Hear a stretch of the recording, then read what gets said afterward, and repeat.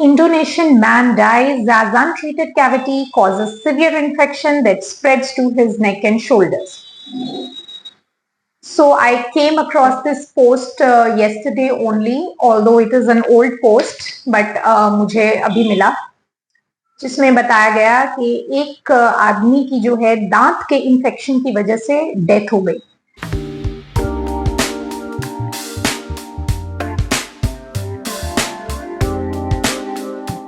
तो पूरी स्टोरी ये है कि एक इंडोनेशिया के आदमी जिनके दांत में दर्द हुआ और उन्होंने over the counters pain killers लिए, मेडिकेटेड पैच लिया और अपना काम पर वो जाते रहे।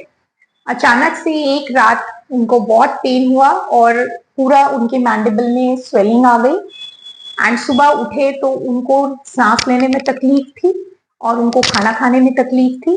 उनके पूरा नेक में स्वेलिंग था, पूरा उनके शोल्डर तक स्वेलिंग आ गया था and he was having difficulty in breathing. अपनी वाइफ को उन्होंने ऐसा बोला तो वो उनको इमरजेंसी में लेकर गए। वहां पे डॉक्टर्स ने उनको नेबुलाइज कर दिया ताकि उनको ब्रीदिंग में थोड़ा ईज आउट हो, बट अनफॉर्चुनेटली जो है उनका रूट कॉज फाइंड आउट नहीं किया गया और उनको टेम्पररी रिलीफ देके घर भेज दिया गया। Because root cause find out नहीं किया था तो उनको वापस से तकलीफ हुई। उनकी जो टंग है वो पूरी हार्ड हो गई थी और उसकी वजह से जो है उनका पूरा ओरल जो पाथवे था वो ऑब्स्ट्रक्ट हो गया था, जिसकी वजह से वह खा पी भी नहीं पा रहे थे और सांस लेने में भी उनको बहुत तकलीफ हो रही थी। तभी उनकी वाइफ को याद आया कि कुछ दिन पहले उन्होंने जो है दांत में दर्द की कंप्लेंट की थी, but over the counter pain killers लेकर जो है वो इतने दिन से चला रहे थे। So she finally took him back to the emergency, जहाँ पे उनका थरो चेकअप किया गया। ओरल कैविटी का जो पॉजिटिव टूथ था उसको फाइंड आउट किया गया, उसको निकाला भी गया।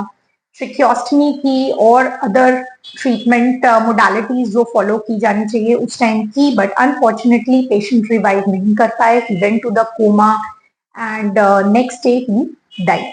सो जिस कंडीशन की वजह से उनकी डेथ हुई, that condition is known as Ludwig's angina.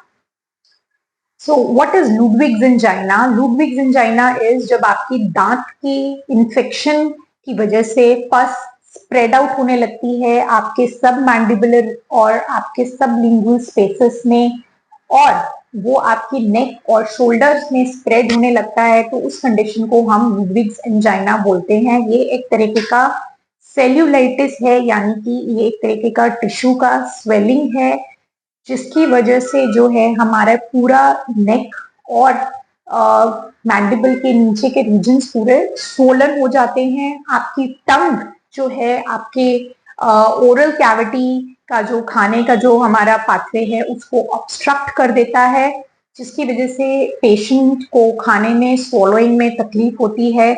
और कभी कभी अगर हम इसे नजरअंदाज कर दें तो ये इन्फेक्शन हमारे डेंजर स्पेसेस में, जो कि हमारे रेट्रोफेरेंजियल और फेरेंजियल स्पेसेस हैं, हमारे नेक के पीछे के जो स्पेसेस हैं, एंड वहां तक स्प्रेड हो सकता है। वो सेप्टिसीमिया कर सकता है आपके पूरे बॉडी में, आपके लंग्स तक जा सकता है, निमोनल एस्पिरेशन हो सकता है पस का।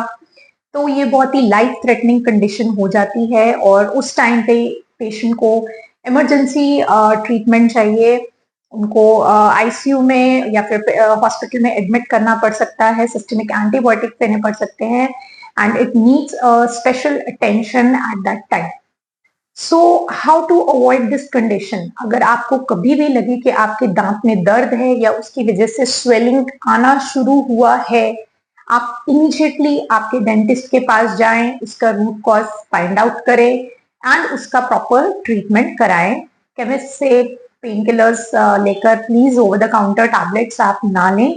एंड लुडविग्स एंजाइना का क्या ट्रीटमेंट है? ये एक इमरजेंसी कंडीशन है। उस टाइम पे आपका जो स्वेलिंग है वहां पे इंसिजन देके जो पस है वो ड्रेन आउट किया जा सकता है। अगर पेशेंट को खाने में बहुत तकलीफ है तो उनको आईवी ड्रिप दिया जाता है, इसमें सिस्टमिक एंटीबायोटिक्स दिए जाते हैं। और अगर उनको सांस लेने में तकलीफ हो रही है तो ट्रिक्योस्टमी एक ऑप्शन रहता है। पेशेंट इसमें रिवाइव कर सकता है अगर सही टाइम पे ट्रीटमेंट किया जाए। 3 से 4 दिन उनको हॉस्पिटल में रखा जा सकता है एंड उसके बाद patient can be completely recovered and he can lead his life normally. The mortality rate of Ludwig's angina is quite high, and 80% of the causative of Ludwig's angina is the tooth infection only, especially lower teeth के जो infection होते हैं उसकी वजह से ये होता है, and it is a very threatening condition.